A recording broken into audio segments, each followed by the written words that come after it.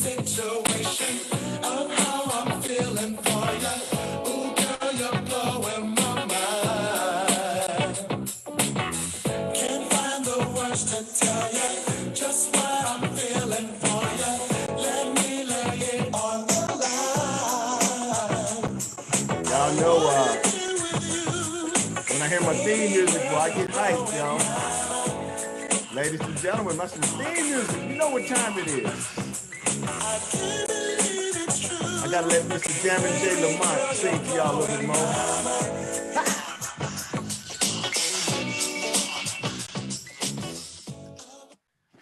Yes, y'all. You know, when you hear my theme music blowing my mind from Jammin' J. Lamont, you know it's time.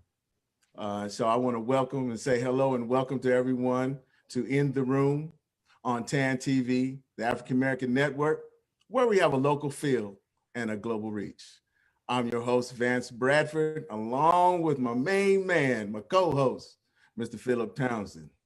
And let me say, our goal here at TAAN TV is to discuss topics that impact our community at large, also to educate and to enlighten our viewing audience. Today's segment of In the Room is Dr. B's Buzz, y'all, one of my favorites. We're pleased to have Dr. Brigitte Bailey, who will endeavor to further your understanding and knowledge of psychiatry and mental health.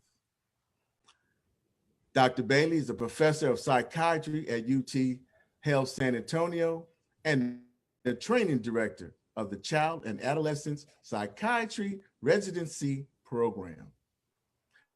Dr. Bailey is also board certified in child and adolescent psychiatry and also in adult psychiatry. Now, Dr. B's Buzz is a brief segment on mental health and related topics, but you know how we do. Are we still going to be brief now? Okay, Dr. Bailey. Okay, then. Today, we're going to tackle a serious subject, and it's going to be suicide. So please stand by for that after we do our breathing segment. That's right. We always going to start and end with our breathing segment. But, you know, I heard a viewing audience, Mr. Townsend, didn't really think you were doing the breathing exercises.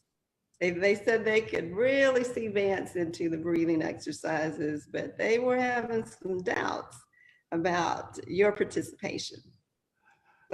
Any comments? Well, it's obviously a situation where Vance has a bigger chest than me. Oh, no. So, I'm looking at Vance is full of more hot air than me.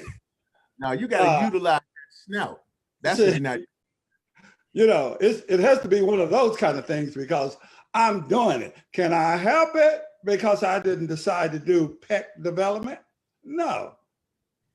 Oh, is that what it is? Yes. Well, today you have time to redeem yourself. Yes. So again, we are going to do our deep breathing. So it's going to be the slow deep breathing in through your nose and exhale out through your mouth. You ready? So our first one, take a good deep breath.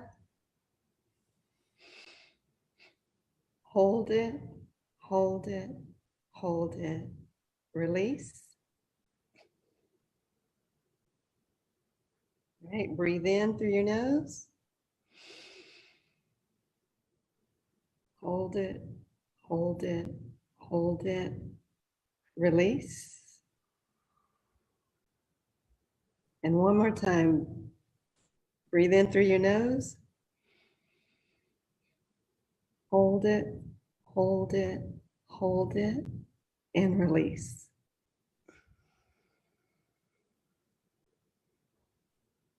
And that's going to set our tone for today's serious topic, suicide.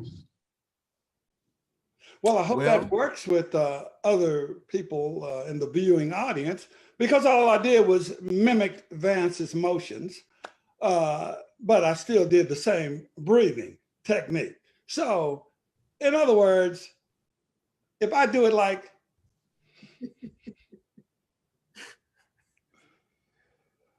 I'm still breathing.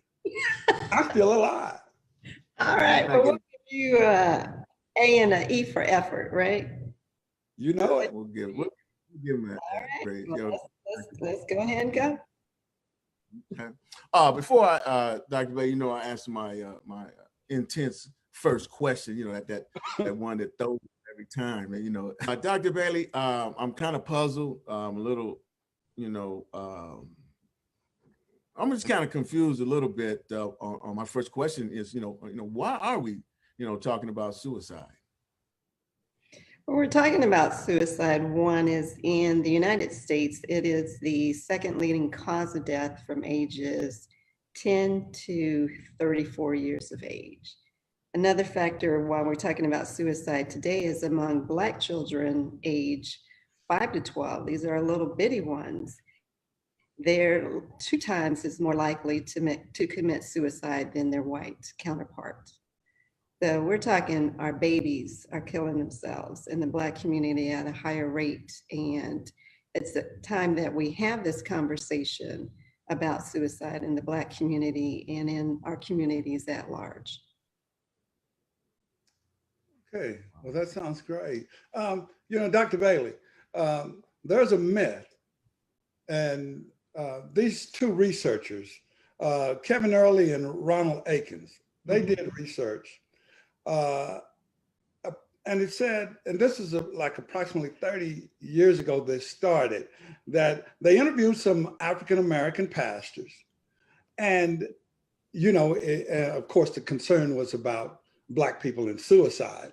And they said that suicide is a white thing because Black people are used to going through struggles and trials and tribulations, and therefore they don't commit suicide. However, we do know that Black people do commit suicide, but opinions show that that belief has shifted very little during this time. But I have a little qualm with that research. Reason being that I know that I'm at least 2 days over 30. And it was something that I knew about in the Black community a long time ago. So I think that this carries on a lot further than 30 years ago. Yeah, it does. Why do you think that this belief that Black people don't commit suicide is still prevalent in today's society? One is we still believe that it's a white thing, right? It's sort of analogous or similar to, when we hear about mass murders on TV, Black folks' first response is, oh, those are white folks killing up other people. Black folks don't do that. But, we've had some Black mass murderers in the history of the United States. So the myth just still is perpetuated. The other thing is that you will still see our elders say the same thing. Black people don't kill themselves.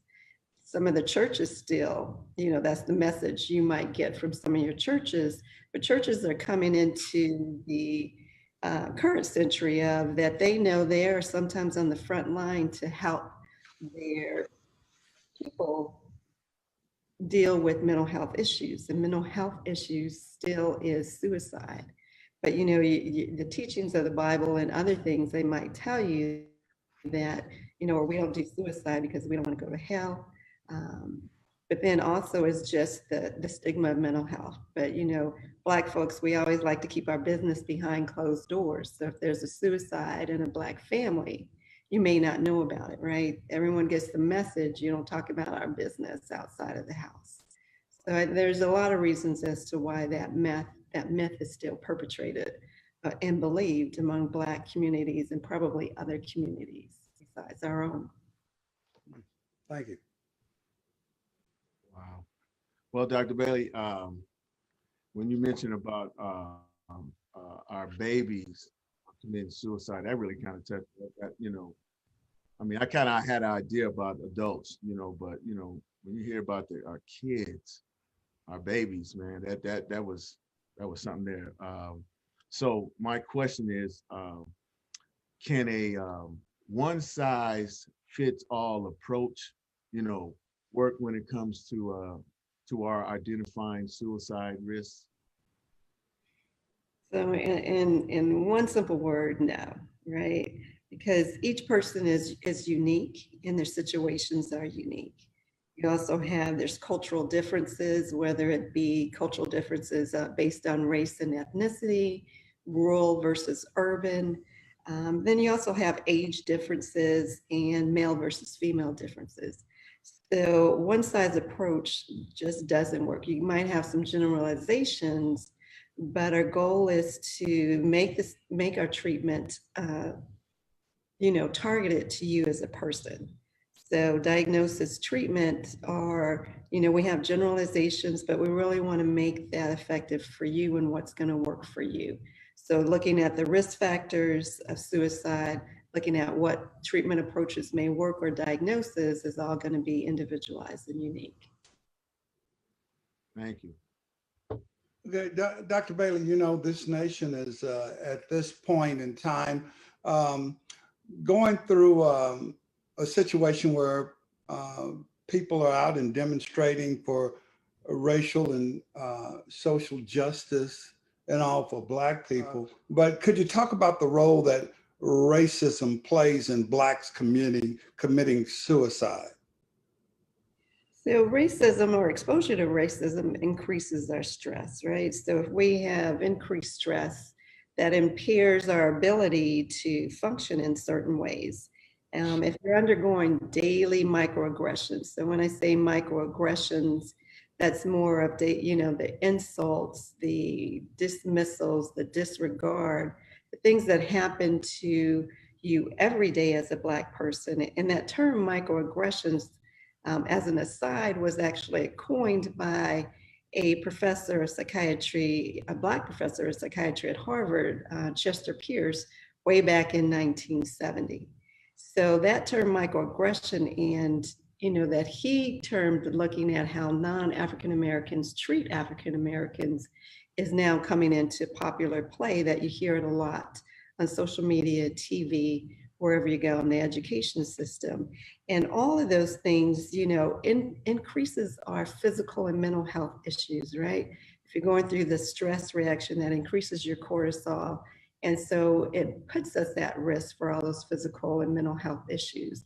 But you think about racism and the influences on our ability, right, for opportunities and our ability to achieve good physical and mental health states of mind. So racism has always played a part. I think we're getting a lot more play about the impact because of what's going on in society in the last several years, and more research is being done, and people are made more aware of social disparities, health disparities that are based on race, color, or gender. Well, Dr. Bailey, my next question is, it kind of stems for, in my previous profession when I was in management with comedians. You can see a comic may go on stage and just totally bomb. And when I'm saying bomb, to a point where you're in front of thousands of people, and that right there, you would know. We would always have alerts. Say, hey, when he leave the stage, keep an eye on that one. You got to keep a watch. And then you always say, when you hear about someone that commits suicide, you always hear them say, well, we didn't see it coming. We just, So my question is, to say all that is, what are the signals to look for, in determining if someone is suicidal? So addressing the ones, where people say we didn't see it coming, sometimes people who commit suicide, it's an impulsive act. Something might have happened at that particular point in time, and then they just do it. And so you might not see it coming, but other times we're less aware of what to look for. So one of the key hallmarks for things is people who are depressed, right? When you start isolating yourself, when you start withdrawing from your friends, from your family members, you might have a household full of people, but you're locked up in your room, you're stuck in your room, you don't come out and do the things that you used to do. So talking about being hopeless, right? You hear people say, I don't really have a reason to live. And then there's that you might see them, they might start giving away things. Kids could even give away their toys, right? favorite toy they're willing to give to, you know, a brother or a sister or a friend, then you think about if they're having more or talking about feeling more guilty about things when there's nothing to feel guilty about, or shame, you know, feeling shame about something that's recently happened. People who, if you're older, or if you're in the communities where you don't legally buy your guns, but you buy a gun, you know, access to lethal means is one of the reasons why suicide completions are high in America. And then people just talking about dying or killing themselves. Those are some of the easier things to look for when someone may be contemplating suicide. Okay. Well, you know, Dr. Bailey, we all resound this in our community.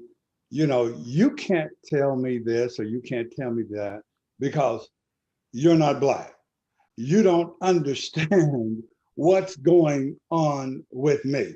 So with that, I will say and ask, should people be concerned about having a therapist that's of a different race or ethnicity?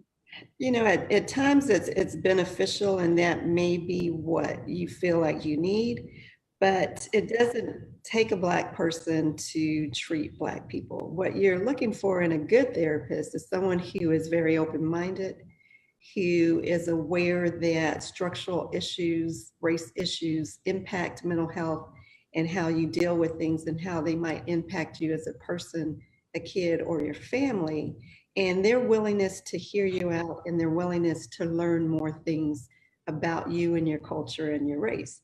So I tell people sometimes that, you know, I don't need to be an alcoholic to treat an alcoholic. You know, sometimes having issues with alcohol may make you more aware of some things. But when you talk to people, listen to people, you can also gain a lot of that knowledge. And me as a psychiatrist and physician, then, you know, my patients teach me a lot of things about themselves. So, you know, I help them, but they're also teaching me things about their culture, their belief system, because just because I'm Black doesn't mean I'm going to understand another Black person. There might be a lot of differences that could impede us working together. But when you're willing to communicate these differences and similarities and make the effort to understand each other and work together, then all things can be done. Well, Dr. Bell, you know, I'm passionate about them kids. So, and, you know, like I said earlier, your numbers on their suicide rate.